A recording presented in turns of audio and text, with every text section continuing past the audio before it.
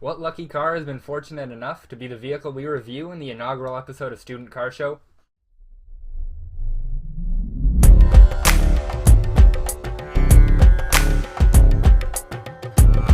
The 1991 Honda Civic CX.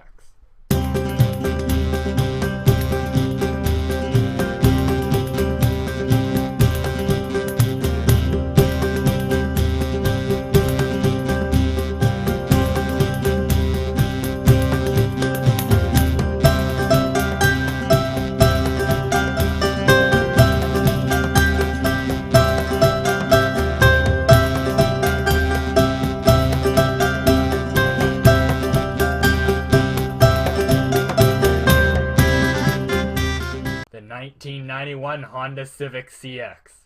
This car was the last year of the boxier Civic body style, which ran from 1988 through 1991, and is my personal favorite Civic body styling.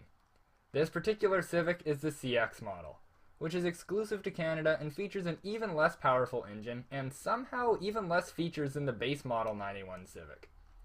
Running off a 1.5-liter inline 4-cylinder engine, this Civic makes an astounding 70 horsepower. If it wasn't so light, chances are it wouldn't be able to reach highway speeds. Thankfully, this car is light. It doesn't even weigh a ton.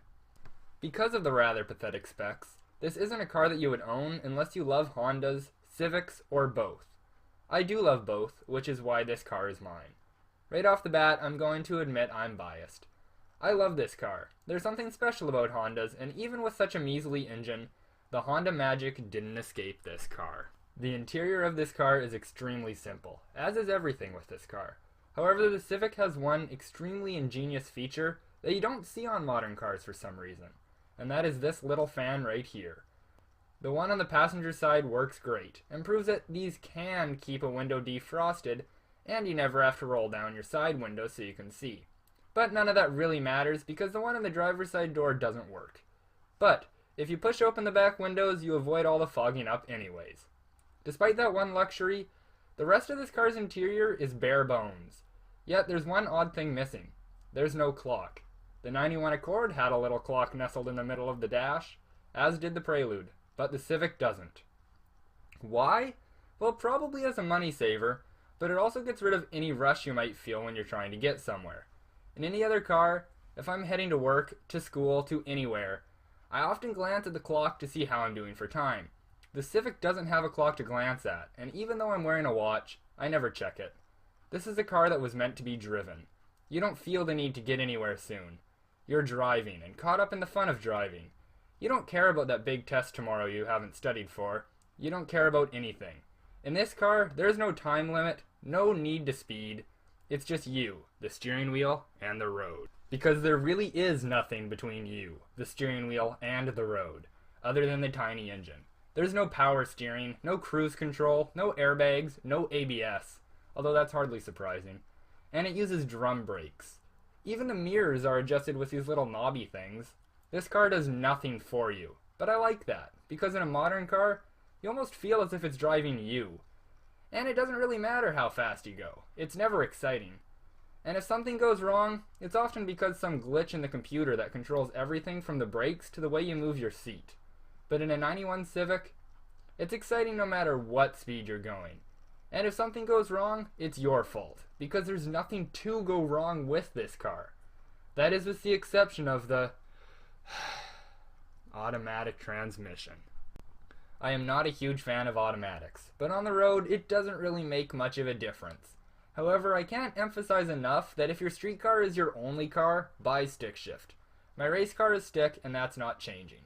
But this car is automatic, and I don't really care that much. I mean, it doesn't have a tack, but that doesn't really matter. I can easily shift by ear. Finding an old Honda with a stick shift that hasn't been modded and wrecked by idiots is hard to do.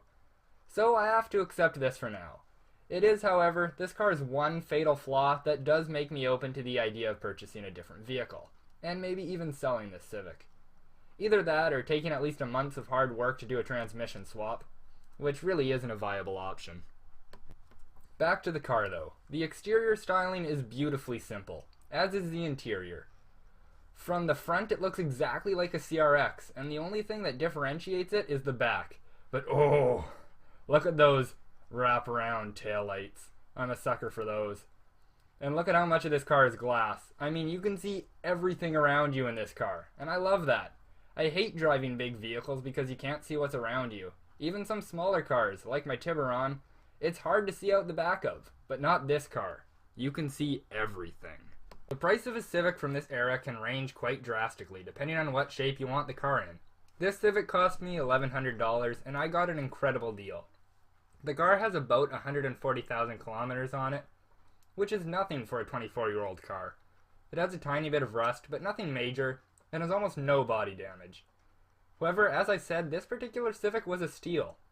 Civics, just like other Hondas, tend to be overpriced when being sold used, even the ultra base models. The CX will go from anywhere between $600 for a real beater to $3 to $4 grand for a spotless stock Civic, or modded Civic, with a little bit more damage.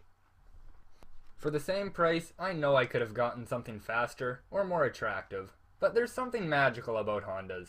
Even the ultra base models are ridiculously fun to drive, regardless of how fast you're going or how much you're revving.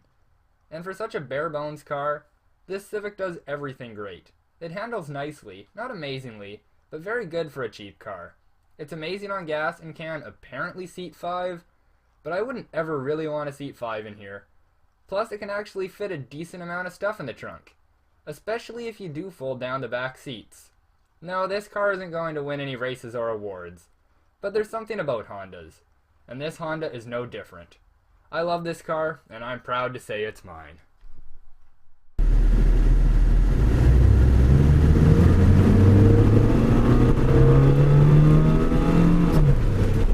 That was just a 50. That's the speed limit.